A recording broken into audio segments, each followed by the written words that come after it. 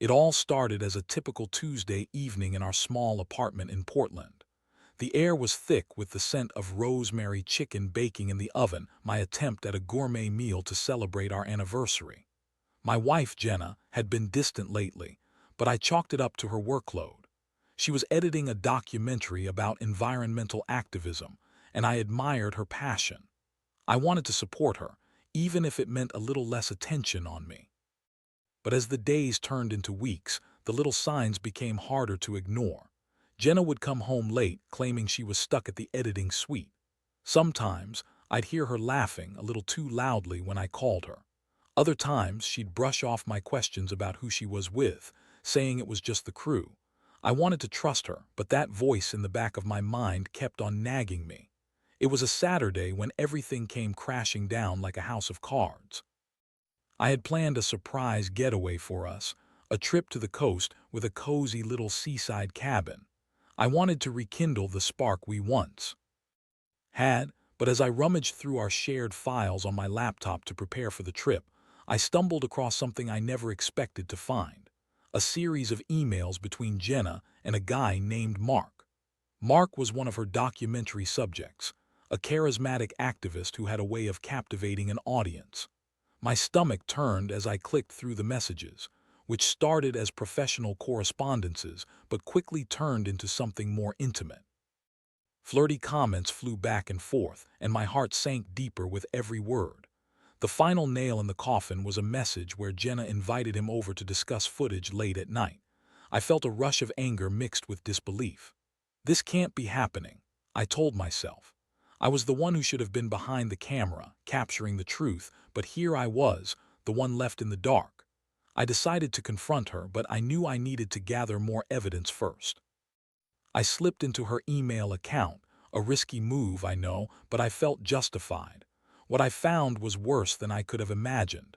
Jenna's careless words made it clear she was not just flirting, she was having an affair. I felt sick, realizing that my wife, the woman I loved, had betrayed me with someone I had welcomed into our lives. She was supposed to be a champion for truth, yet here she was, weaving a web of deception. I spent the rest of the day in a haze of anger and betrayal, rehearsing what I would say when I confronted her. I wanted to scream, to cry, to throw things, but I also wanted to keep my composure. After all, I was about to confront the woman I had shared my life with. When she finally came home, I was already sitting at the kitchen table, simmering with rage and hurt. She walked in, her smile fading as she noticed my expression.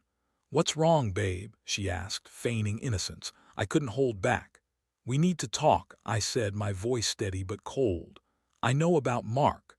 Her facade crumbled in an instant. She stammered, trying to come up with excuses, her eyes darting around as if searching for an escape. "It's not what you think," she blurted out, her tone shifting from defensive to panicked. "We were just close working on the documentary. I swear it meant nothing." Her words felt like daggers twisting deeper into my chest. I couldn't believe how easily she spun lies and dismissed my pain. The emotional impact hit me like a freight train. I felt betrayed, angry, and utterly lost. I wanted to scream at her, to make her feel the pain she had caused me, but I held it together. I needed to think clearly. Jenna was always good at manipulating situations, and I couldn't let her twist this around to make me the bad guy. I deserved the truth, a fair chance to express how deeply she had hurt me. That confrontation marked the beginning of a long and painful journey. It was a turning point in our marriage, one that would lead me down a path I never anticipated. As Jenna continued to protest her innocence, I knew I had to make a decision about what came next. What would I do with this newfound knowledge? Would I try to save my marriage or let it go? The emotional roller coaster had only begun, and the next steps would define not only our relationship, but my sense of self as well. The confrontation with Jenna left me reeling. After her panicked excuses faded into silence, a suffocating tension filled our small kitchen. I felt like I was trapped in a nightmare, and every time I blinked, the reality of her betrayal hit me harder. I couldn't remember a time when I felt more alone, even with her sitting right across from me. "Are you serious? You think it was nothing?" I finally spit out, my voice trembling with disbelief. I had never seen her so flustered, and it seemed the reality of her actions was starting to sink in for her too. She stared at me, her eyes wide, as if she were trying to gauge how much trouble she was actually in. "Look, I'm sorry, it was a mistake. I was confused," she stammered, her tone shifting from defensive to pleading. "Mark and we just connected over the project. You have to understand how stressful this has been for me." Stressful? My mind spun with anger. I had been supportive, accommodating her late nights, encouraging her passion. How could she betray me so easily? The thought of her with Mark laughing, being intimate while I was left home waiting for her, made bile rise in my throat. "I thought we had each other's backs, Jenna. I thought we were a team," I said, my voice low and shaky. "You let me down, you let us down." She opened her mouth to say something, but the words seemed to die on her lips. Instead, she reached out to touch my hand, a gesture I had once found comforting but now felt like a cold betrayal. I pulled my hand away, feeling the need to create distance. As we sat there, the silence grew heavy. I could feel my heart pounding in my chest, thoughts racing through my mind like a wild storm. How could I ever trust her again? The woman I had built my life with had shattered our reality in an instant. After what felt like hours, I finally spoke again. "I need space," I said, my voice firmer this time. "I can't deal with this right now." I stood up, leaving Jenna sitting there, stunned and silent. I went to the living room and grabbed my jacket, needing to leave the suffocating atmosphere of our home. I ended up at a nearby coffee shop, desperately trying to calm my racing thoughts with a bitter black coffee. It was as if I were standing outside of my life, watching it unfold without me. Friends and family often said relationships were about trust, love, and communication, but no one ever prepared me for this kind of betrayal. I felt like I had lost my best friend, my partner, and my confidant all at once. As I sat there, I couldn't help but replay the moments that led up to this, searching for any signs I might have missed. Had I been naive to think our relationship was perfect? Maybe I had ignored the warning signs, believing that love could conquer all. But love didn't stop Jenna from seeking validation and intimacy from someone else. I glanced at my phone, debating whether to check messages or reach out to someone for support. I decided against it. I wasn't ready to share my pain with anyone just yet. I needed to process this on my own. That evening, I returned home to find Jenna still there, her expression a mix of guilt and defiance. "I didn't mean to hurt you," she said as I walked past her. "Yet you did," I replied coldly, not even turning to look at her. I felt a bitter sense of satisfaction knowing that she was hurting too, but it was a hollow victory. The reality was, we were both lost in this mess, and I was unsure how to find my way back. The next few days dragged on in an agonizing blur. I went to work, threw myself into projects, and tried to maintain a semblance of normalcy while my heart shattered in pieces.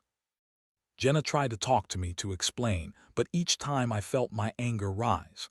I didn't want to hear her excuses or justifications.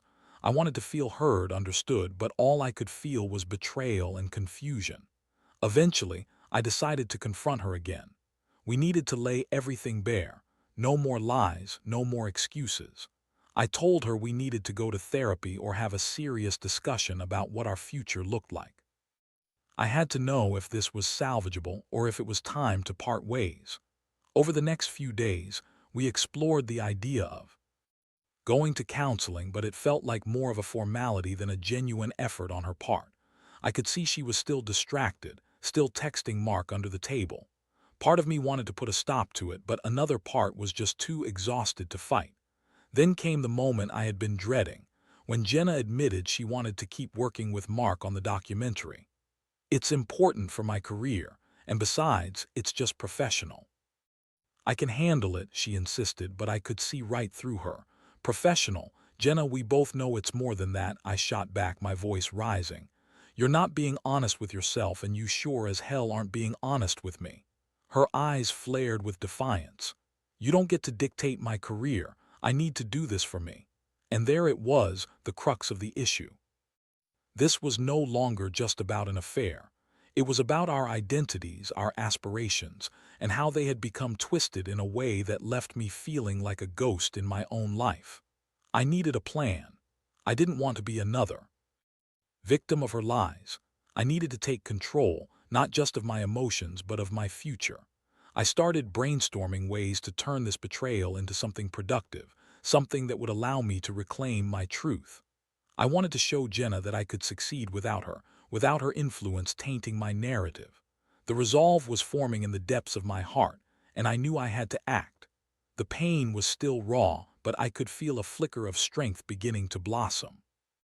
This was my life, and I would not let her destroy it. But first, I needed to finalize my plan, a plan that would serve as both my revenge and my liberation. I spent the next few days in a whirlwind of emotions, oscillating between anger and determination. While Jenna continued to lie to herself about her involvement with Mark, I was formulating a plan that would not only allow me to reclaim my life, but also expose the truth behind her deception. It was time to turn the narrative around and take back control. The first step was to gather evidence. I needed to document everything: the emails, the texts, the late-night work sessions. I started recording conversations whenever I could and kept track of her movements. It felt wrong to invade her privacy, but considering her betrayal, I justified it as necessary. I was no longer just the heartbroken husband. I was also a man determined to fight back.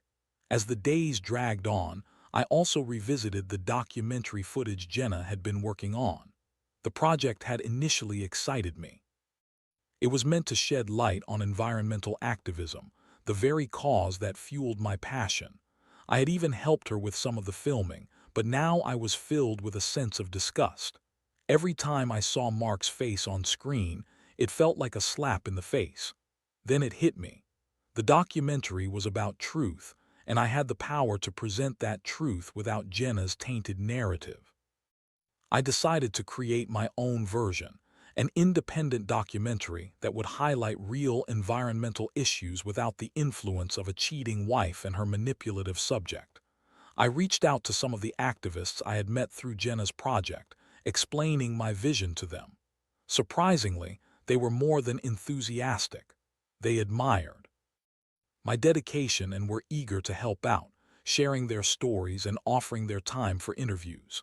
I felt a sense of camaraderie, a community rallying around a shared cause, and it rekindled my passion for environmental activism. With every interview and every piece of footage I gathered, I felt my confidence swell. I was finally channeling my pain into something meaningful. The more I worked, the more I realized that this project wasn't just about revenge. It was about reclaiming my identity and my voice. Meanwhile, Jenna was completely unaware of my plans. She continued to come home late, often mentioning how wonderful it was to work with Mark. Each time she said his name, it felt like a knife twisting deeper into my heart, but I kept my cool. I was no longer the man who would break down over her lies. I had a purpose now.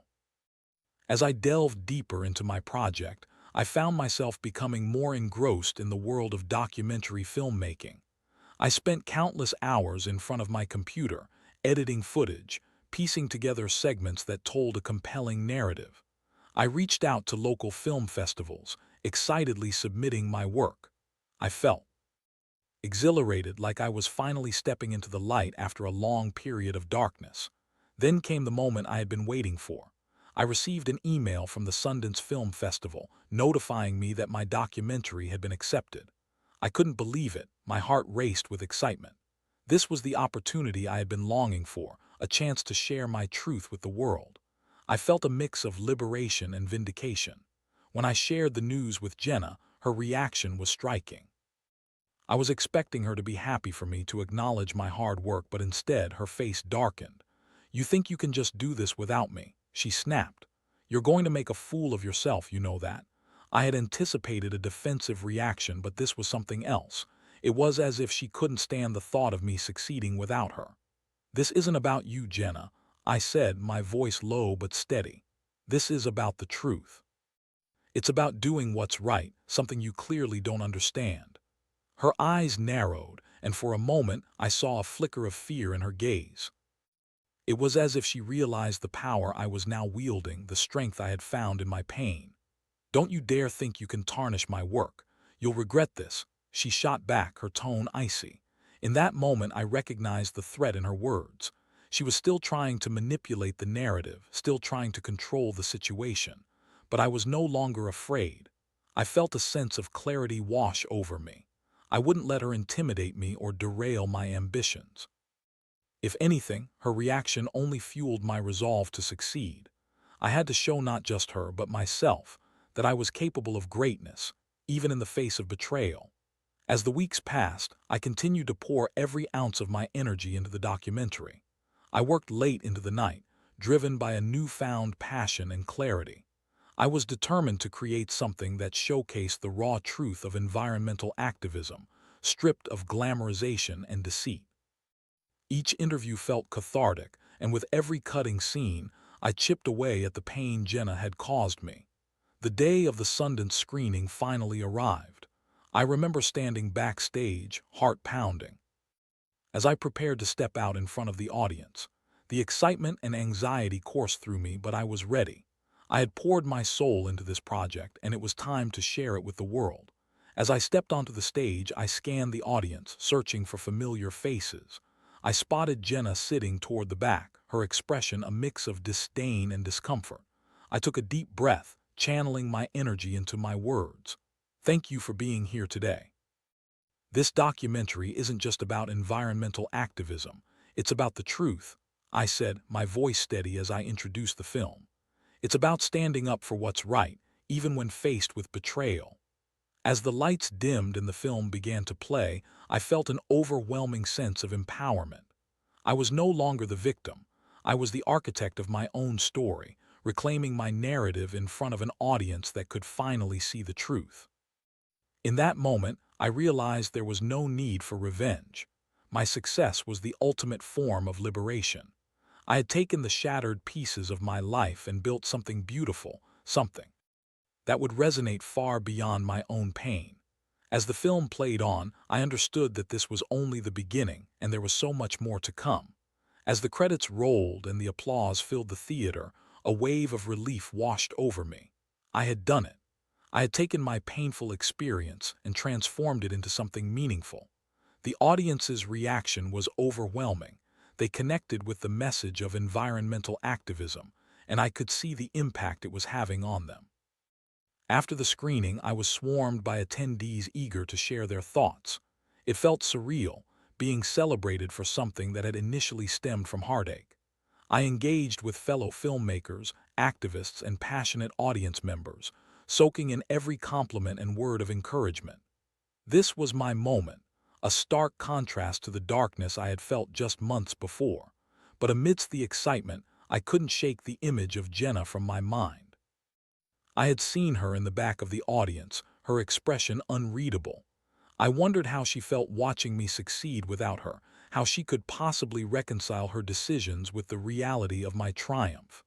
The thought gave me a strange mix of satisfaction and lingering sadness.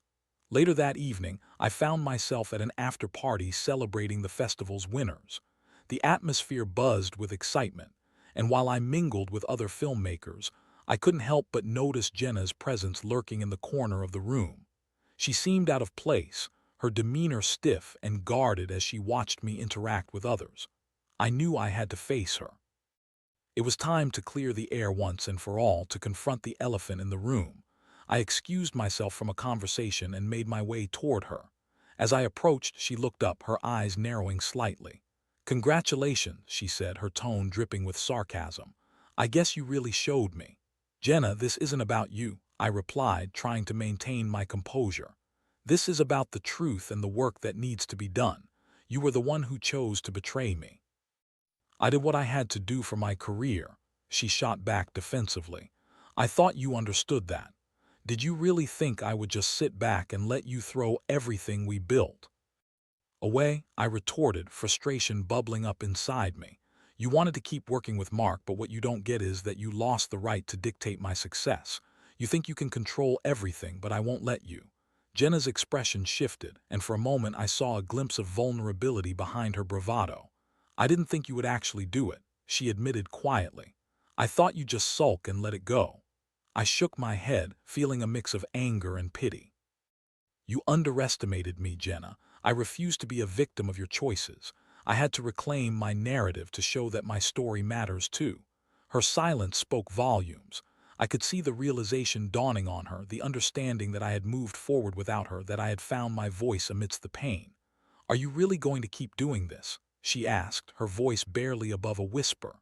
"You're going to hold on to this anger forever?" "Maybe I will," I replied honestly. "But it's not anger, it's freedom. I've realized that I'm capable of so much more without you dragging me down. I'm not going to let your betrayal define me." A flicker of regret crossed her face, and for a brief moment I wondered if she truly understood the impact of her actions. But I quickly dismissed that thought. It didn't matter anymore. She had made her choices, and now it was time for me to focus on my own. "I wish you well with your project," Jenna said finally, her voice stiffening. "But don't think you can just erase what we had. It was real and it meant something."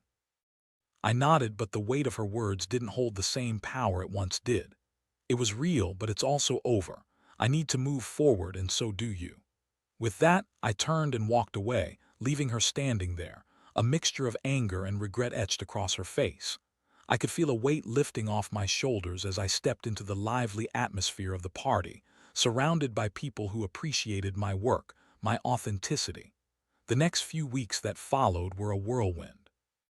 The buzz from Sundance propelled my documentary into the spotlight, garnering attention from various environmental organizations and media outlets.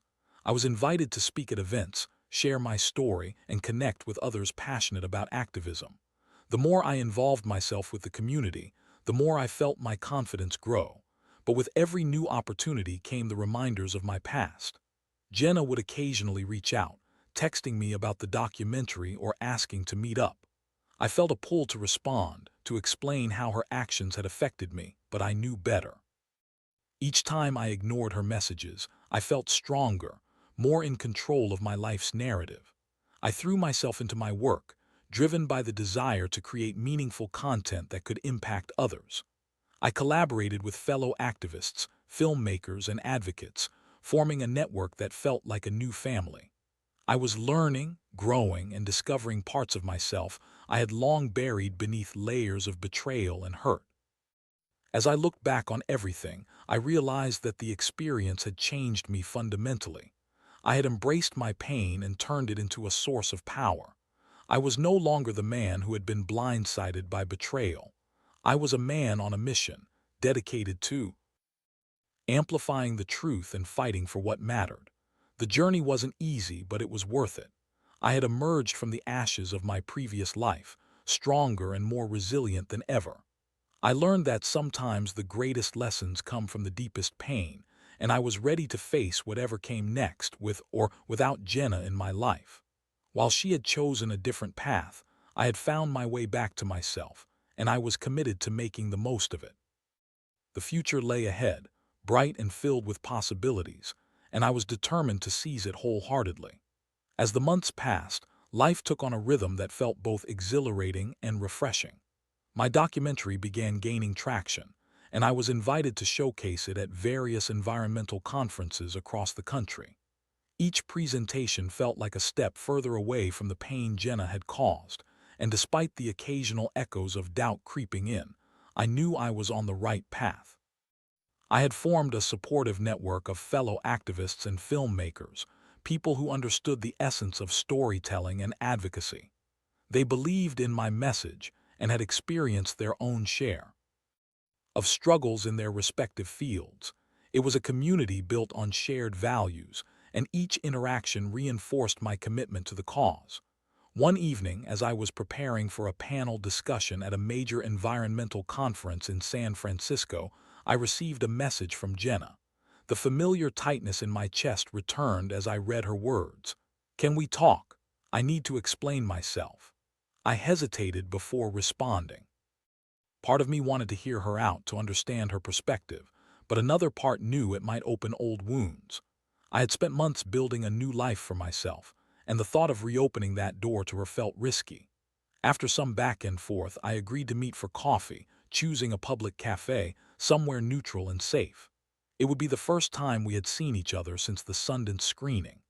As I approached the cafe, my heart raced. a conflicting mix of anticipation and anxiety. When I walked in, Jenna was already seated at a table, her expression unreadable. I took a deep breath and joined her, trying to maintain a calm facade. The air was thick with unspoken words, and it took a moment for either of us to break the silence. "Thanks for meeting me," she said, her voice softer than I remembered. I nodded, unsure of how to respond. "What did you want to talk about?"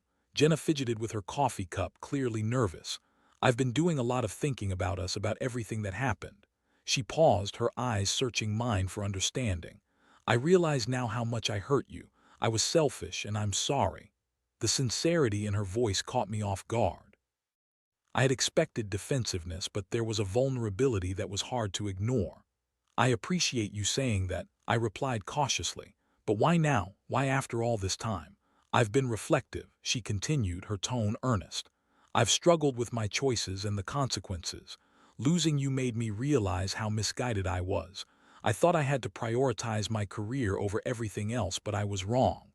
I felt a flicker of something in my chest. Was it sympathy? Or was it just the remnants of love that still lingered? "Jenna, you've caused a lot of pain. I had to rebuild my life from scratch after everything you did." "I know," she replied, her voice breaking slightly, "and I don't expect forgiveness. I just wanted you to know that I recognize my mistakes. You deserve better than what I gave you." Her honesty struck me. I had been preparing to defend my choices, ready to lay out all the ways she had hurt me, but here she was taking responsibility for her actions. It stirred conflicting emotions within me. I had finally moved on, found my footing, and now here she was trying to re-enter my life. "Thank you for acknowledging that," I said carefully, the weight of her words hanging between us. "But I need you to understand that I'm not the same person I was when we were together. I've changed, and I'm proud of what I've built without you." "I know," she replied, her eyes glistening. "I've seen your success. It's incredible, and I'm genuinely happy for you. I wish we could have shared that journey together, but I understand why you had to move on." Her admission surprised me, and I could feel my defenses beginning to lower. There was a part of me that still cared for her, that wanted to believe she was sincere, but I also knew that rekindling anything between us could lead to more heartache. "Where do we go from here?" I asked, my voice steady. "What do you want?" "I just want a chance to make things right," she said, her tone desperate yet hopeful. "I want to support your work, learn from my mistakes, and maybe we can find a way to be friends. I miss having you in my life." Friendship. The word hung heavy in the air. I considered her proposal, weighing the possibilities against the pain of our past. It felt like an impossible ask. Could I truly separate the memories of betrayal from the remnants of love I still felt for her? Ultimately, I knew I needed to be cautious. "Jenna, I can't promise anything right now. I'm still healing, and I need to prioritize my own well-being." She nodded, visibly disappointed but understanding. "I get that. Just know I'm here whenever you're ready. I'll always care about you, no matter what." After that meeting, the emotions I had felt became a constant ache in the back of my mind. I had opened a door I thought I had closed for good, and the thought sent me spiraling.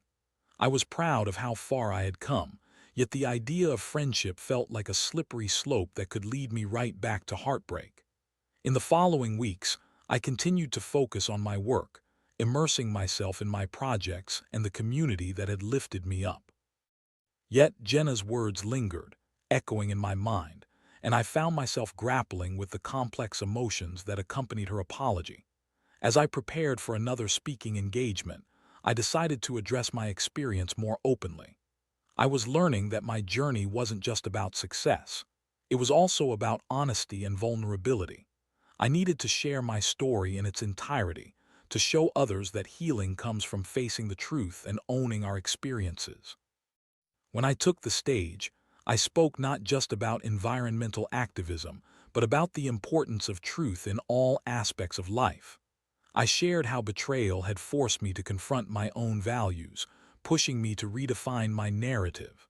The response was overwhelming. People connected with my vulnerability, and I realized that by sharing my struggles, I was not only helping others but also continuing my own healing process. As I wrapped up my speech, I felt a sense of clarity wash over me. I had come to understand that while Jenna had played a significant role in my past, I was the one controlling my future. I was no longer defined by her actions or our broken relationship. I had forged a new path, one based on authenticity, resilience, and the unwavering commitment to my beliefs. The journey wasn't over, but I was ready to face whatever lay ahead. I had learned that healing takes time, and while I may always carry the scars of betrayal, they would never define me.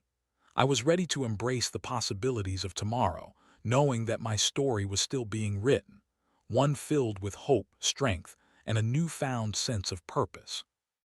As I moved into the next phase of my life, I embraced the countless opportunities that lay ahead. My documentary continued to gain recognition, and I was invited to collaborate with renowned environmental organizations. The validation felt incredible, yet it came with its own set of challenges. I was navigating the complexities of a rapidly evolving field while also reconciling my past. Despite my initial reservations, I found myself thinking about Jenna more often than I anticipated. For a while, I had been able to block her out completely, focusing on my work and the community I had built. But now, with each new achievement, I grappled with the question of whether I could ever truly forgive her and what that would mean for my future. One day, as I was preparing for a major presentation, I received a message from Jenna. It was simple. "Can we meet again? I'd like to hear more about your documentary and see how you're doing." The request stirred something within me, a mix of curiosity and trepidation. I hadn't expected her to reach out again, and the thought of meeting felt like both an invitation and a challenge. After much contemplation, I agreed to meet her for lunch at a small, cozy cafe. I wanted to approach this meeting with an open mind, but I also needed to establish boundaries. When I arrived, I found Jenna already seated, her expression a blend of excitement and apprehension. "Thanks for coming," she said, her voice bright but laced with tension. "I've been working on my own projects since we last talked, and I thought it might be nice to catch up." I nodded, unsure of how to respond. "I've been busy too. My documentary has really taken off, and I've been immersed in the work." "That's fantastic," she exclaimed, her enthusiasm genuine. "I saw some clips online and I was really impressed. You've done an amazing job." A small part of me felt validated by her praise, but I quickly reminded myself of our past. It took a lot of hard work, but the focus has always been on the message, not just the accolades. I replied, trying to keep the conversation grounded. As we continued to chat, I noticed how Jenna seemed different. There was a sincerity in her demeanor, a sense of humility that I hadn't seen before. She shared her experiences over the past few months, the lessons she had learned, and how the fallout from our relationship had forced her to confront her own flaws. "I've been thinking a lot about my choices and the impact they had on you," she admitted, her eyes sincere. "I've started working with a mentor, trying to become a better person and a better professional. I realized that I had let my ambition blind me to what really mattered." I listened, surprised by her openness. It was refreshing to see her take responsibility for her actions, but I still grappled with my own feelings. "That's great to hear, but I need you to understand something. I can't just forget what happened. It hurt me deeply, and it's going to take time to process everything." "I get that," she replied, nodding earnestly. "I don't expect everything to go back to normal. I just want the chance to show you that I've changed, that I'm working on being a better version of myself." As our conversation continued, I found myself feeling a renewed sense of hope. Perhaps there was a possibility for some form of reconciliation, but it was essential to keep my guard up. I wanted to give Jenna the benefit of the doubt, but I also needed to prioritize my own healing. Toward the end of our lunch, Jenna surprised me once more. "I'd like to collaborate on an environmental project," she proposed. "I know I can't erase the past, but if you're open to it, I think we could create something meaningful together. A chance to show that we can move forward and make a positive impact, even after everything." The idea was both enticing and daunting. I had spent so long focusing on my own work that the thought of collaborating with her again felt like stepping into uncharted territory. "I'll think about it," I replied, cautiously optimistic. "But we need to establish clear boundaries and mutual respect this time." "Of course," she said, relief washing over her features. "I wouldn't want it any other way." As we parted ways, I felt a sense of closure beginning to settle in. The meeting had been surprisingly cathartic, and while I wasn't ready to fully embrace a friendship, I recognized that we were both on paths of growth. Our shared history was complicated, but it no longer defined me. I was no longer the man who had been blindsided by betrayal. I was a person who had emerged stronger, fueled by determination and purpose. In the following weeks, I continued to work on my documentary and engage with the environmental community, but I also allowed space for the possibility of collaboration with Jenna. We exchanged ideas and brainstormed concepts, each conversation feeling like a step toward rebuilding trust. I was beginning to see glimpses of who she was becoming, and it was refreshing to witness her dedication to growth. Through it all, I learned that healing is not linear.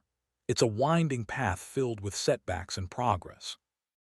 I realized that while I would always carry the scars of betrayal, they could coexist with the beauty of resilience and hope.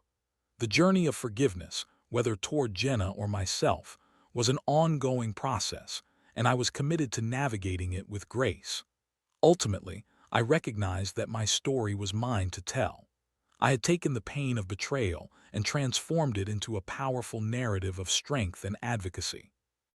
And as I moved forward, I embraced the future with open arms, ready for whatever adventures awaited me, both in my work and in the complex tapestry of human relationships.